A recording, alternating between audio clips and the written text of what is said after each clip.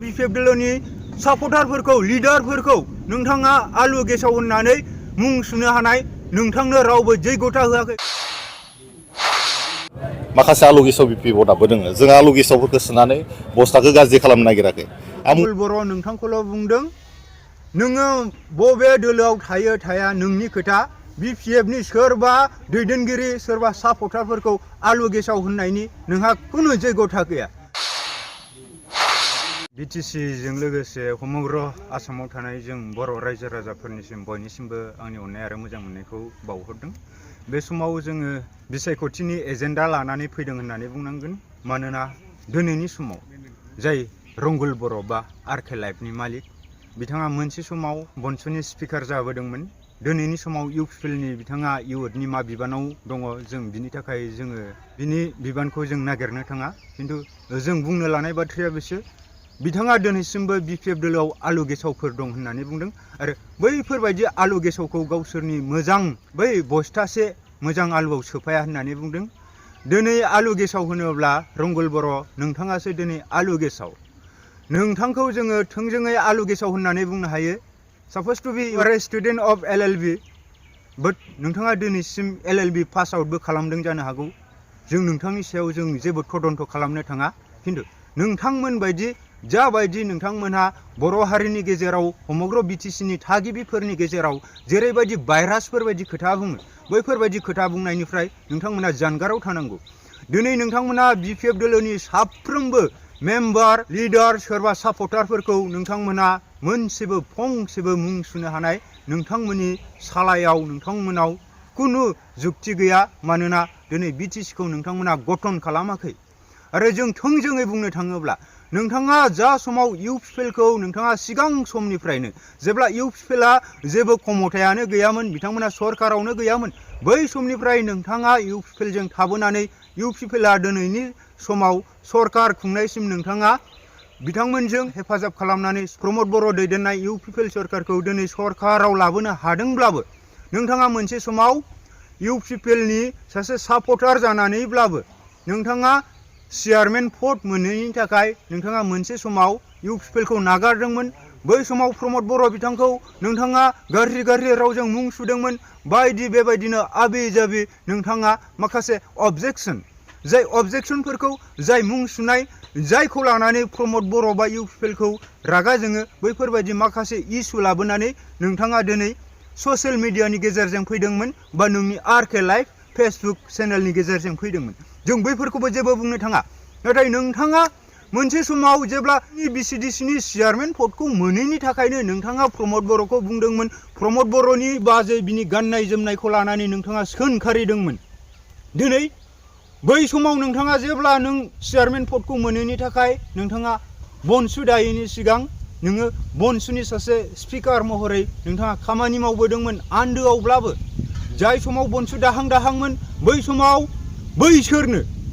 जाय नोंनिनो आंगो जाय पार्टिखौ नोंथाङा सरकार दानायाव खामानि मावबोदोंमोन, बैबायदिजों नोंथाङा दिनै एक्सिडेन्ट खालामजादोंमोन। बै समाव नोंथांखौ सोर नायदोंमोन? बै समाव नोङो जेब्ला बनसु दाहां दाहां नोंथाङा स्पिकार पदखौ मोनखाबाय, बै समाव एक्सिडेन्ट मानो खालामजादोंमोन? बैफोरखौ साननानै नाय। दिनै बिपिएफ दोलोआव सोरखौबा सुथ्रा सुथ्रि साननाय, सोरनिबा थाखाय गाज्रि नोजोर नायनाय बेबायदि गैया। बिपिएफ दोलोनि साफ्रोमबो लिडार एन्ड सापर्टार बिथांमोना अराय सम बयखौबो अनसायनानै बिटिसिखौ माबायदि जों जौगासारनाय जों खामानि मावनो हायो आरो समग्र जोंनि बे बुहुमावनो थानाय बर' रायजो राजाफोरखौ बर' बिदा फंबायफोरखौ जों माबायदि अनसायनो हायो बैबायदिसो खामानि मावो। दिनै नोंथांमोननि दोलोआवसो सायावल' मोनसे बुंगोन, खिन्थु बिथांमोननि गोसो गोरबोआ मैलाजों बुंफबनाय माराम खानाय। बैबायदि दोलोनि माखासे लिडारफोरखौसो दिनै जोङो खुनु सापर्ट खालामनाङा। आं बिनिखायनो बुंदों नोंखौ रंगुल बर', नों सोरखौबा बिपिएफ दोलोनि सापर्टारफोरखौ लिडारफोरखौ नोंथाङा आलु गेसाव होननानै मुं सुनो हानाय नोंथांनो रावबो जैगथा होआखै, कमदा होआखै, नोंनो अधिकार गैया। You have to know right to say. Okay, बेखायनो आं बुंदों दिनै नोंथाङा इउथनि माबा मोनसे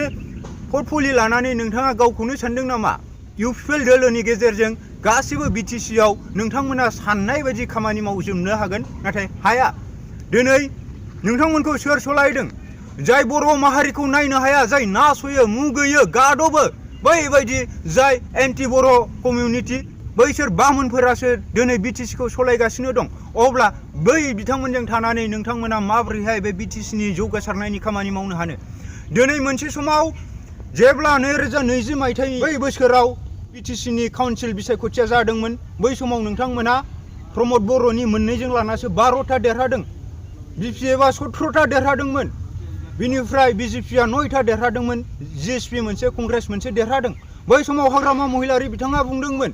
जों मानो बामोनफोरजों थानो गुबुनारिफोरजों जाय जोंखौ नासयो बिथांमोनजों जों थानानै मानो सरकार खुंनो होननानै हाग्रामा महिलारि बिथाङा जों जयैनो सरकार खुंनोसै होननानै प्रमद बर' बिथांखौ रिकुवेस्ट खालामदोंमोन इभेन लेटारबो हरदोंमोन जोङो बर'जों बर' ज' सरकार खुंनोसै होननानै नांगौब्ला आंनो जेबो नांला आं साधारन एमसिएलए जानानै थागोन नोंथाङानो मा बिबान लायो नोंथाङा बिटिसिखौ सलाय थेवब्लाबो जों बर' हारिखौ बा नैबे बिटिसिखौ जोंनि बेसेन गोसा जोहोलावजोफोरनि थैजों जोनोम होजानाय बा जोंनि दुखुथिया बर' बिमा बिफाफोरनि दुखु दाहा सैनांनायजों जोनोम होजानाय बिटिसिखौ जों मालायनि आखायाव जों हगारा होननानै खुथार प्रमद बर' बिथांखौ फंबाय होननानै बिथाङा खावलायदोंमोन नाथाय प्रमद बर'आ जुदि बर'नि थै दंब्ला बर'नि थाखाय साननाय हनाय दङब्ला बिथांनि गोसोआ मोजांब्ला बे हाग्रामा महिलारि बिथांखौ बिदा गेदेर साननानै बिथाङा दिनै बिटिसिआव बर'नि सरकार सालायगौमोन दिनै 2020 मायथाइनि उनाव जेब्ला इउ पिपलआ बिटिसिआव सासनाव फैदों बै समनिफ्राय दिनै ना जौगासारनाय ना गोजोन ना सान्थि जेबो गैया दिनै नोंथांमोना सान्थि फैबाय होननानै बुंदों बहा सान्थि दं जोङो सान्थिखौ मोनसेल' बिजोंजों मोनसेल' लामाजों मोननो हाया नो डाउट बर' हारियाव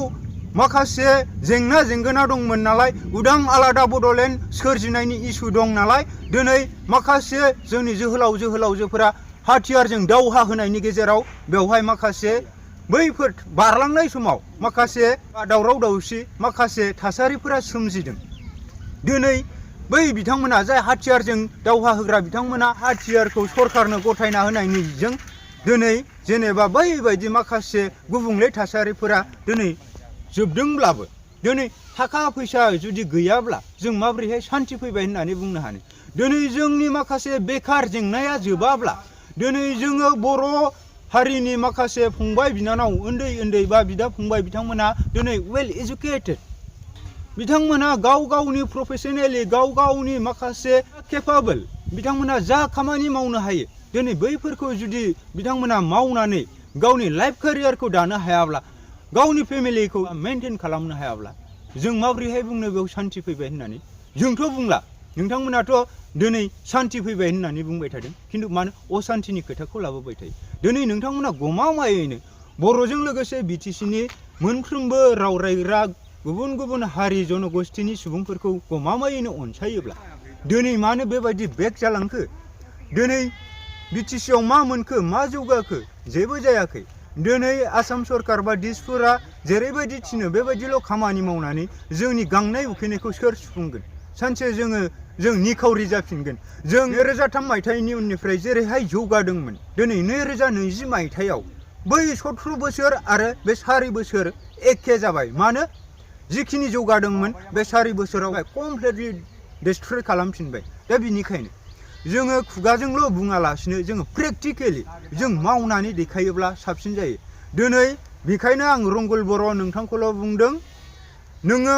बबे दोलोआव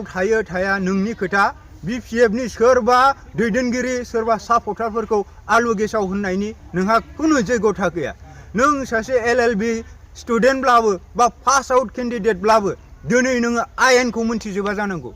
दिनै कड अफ कन्डाक्टब्लाबो आं नोंखौ डाइरेक्ट थोंजोङै बुंदों नों आलु गेसाव होननाय बा नोंनि बिमा बिफा बिबथै बे राकेश ब्रह्म बायदि सोरबा फेरेंगामोन बायदि बै बिथांमोननि बुंनायखौ फल' खालामनानै नोंबो नोंनि सालायफोरखौ नोंबो नोंनि गोसो गोरबोखौ गेसाव खालामनानै दाला दिनै माबा मोनसे उन्नति जादोंमोनब्ला हाग्रामा महिलारि बिथांनि दैदेननाय बिपिएफ दोलोजों जादोंमोन आरो उननि समाव जानांगौब्लाबो बे हाग्रामा महिलारि बिथांनि दैदेननायजोंनो जागोन दिनै बिथांखौनो नागिरफिनदों आरो फैबाय थानाय 2024 मायथाइनि जिथु एमपि बिसायख'थि क'क्राझार 1 नं लकसभा कनस्टिटुवेन्सि हिसाबै काम्पा बरगयारिया देरहागोन बेखायनो नोंथांमोना उननि समाव माबायदि फरजा लागोन जोंथ' नोंथांमोन बायदि जों मोख्रा नङा जों बे दालाय बै दालाय बारस्लायग्रा नङा जों जाथिखौ नायो जाथिनि इसुनि सायाव जाथिया माबा मोनसे दिनैसिमबो मोननांगौ होननानै जोङो जायबायदि दोलोफोरा जाथिनि थाखाय मोजां खोथा बाथ्रा सानो जाथिनि इयुनखौ बिथांमोना अरायसम सेफ एन्ड सिकिउर खालामो जों बैफोरबायदि दोलोखौ जों हेफाजाब होयो न' डाउट सिगां सम जोङो